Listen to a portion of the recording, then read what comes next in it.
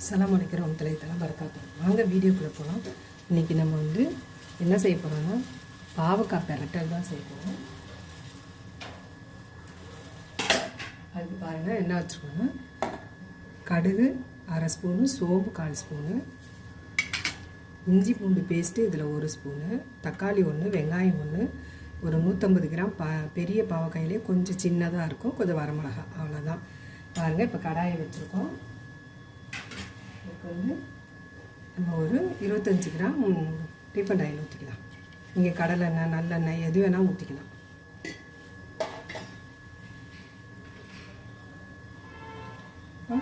நம்ம இந்த தாளிக்கிறதுக்கு போட்டுக்கலாம். ரொம்ப சூப்பராக இருக்கும், ட்ரை பண்ணி பாருங்கள், ரொம்பவே நல்லாயிருக்கும்.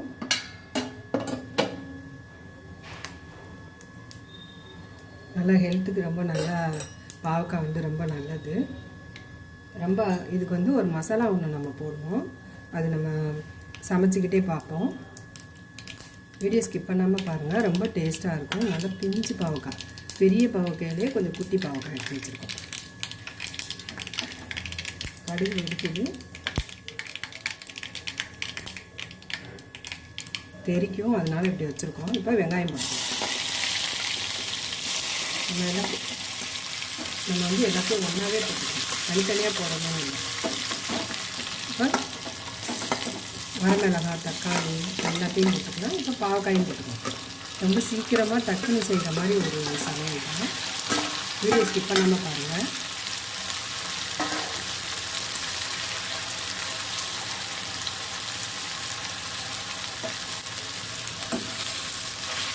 அஞ்சு நிமிஷத்தில் இந்த பாவக்காய் வந்து நம்ம ரெடி பண்ணிடலாம். இது வேகிற டைம் தான் ஒரு 2 நிமிஷம் ஆகும்.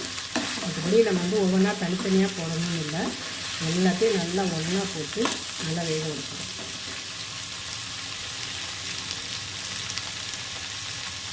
பாருங்கள், இதில் வந்து இது வந்து மஞ்சத்தூள் மிளகாத்தூள் மட்டும் கலந்தது. அவ்வளோ. இந்த ஸ்பூனில் ஒரு 2 போட்டுருக்கோம். ரொம்ப மசாலா போடக்கூடாது.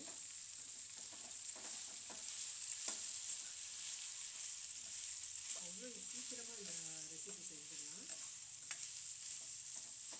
நம்ம இறக்கையில் லைட்டாக இது வந்து புரிஞ்சு விடப்போம்.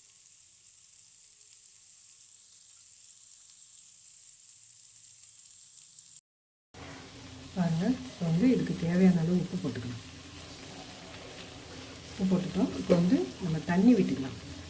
இது வந்து மசாலா தண்ணி தான்.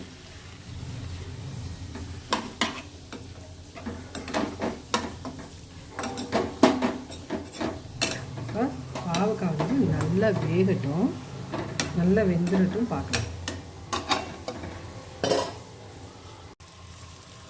பாருங்கள், பாவக்காய் நல்லா வெந்துடுச்சு. இப்போ இதில் வந்து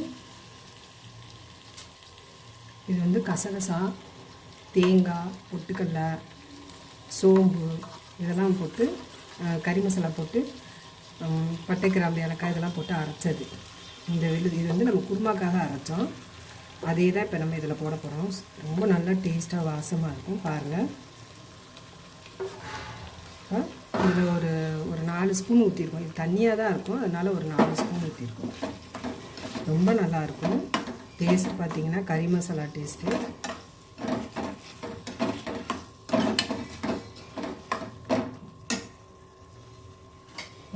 இதில் வந்து இப்போ நம்ம லைட்டாக லெமன் புழிஞ்சு விட்டுக்க போகிறோம், ஒரு டேஸ்ட்டுக்கு தான். கொஞ்சம் கொத்தமல்லியும் கருவேப்பிலை.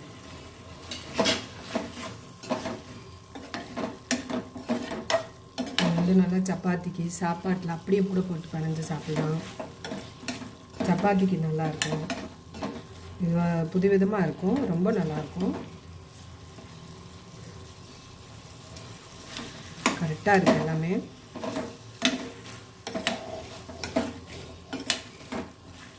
இது கொஞ்சம் நல்லா வேகட்டும். பாருங்கள், நல்லா வெந்துருச்சு.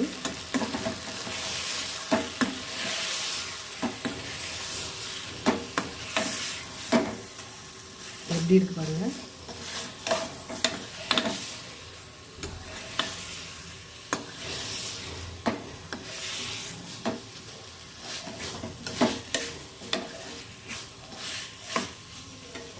வாங்க இது எப்படி பரிமாறலாம்னு பார்க்கலாம்.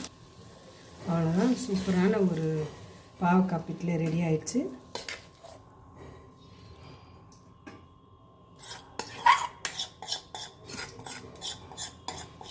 ரொம்ப சூப்பரான ஒரு டிஷ்ஷு, ட்ரை பண்ணி பாருங்கள், ரொம்பவே நல்லாயிருக்கும்.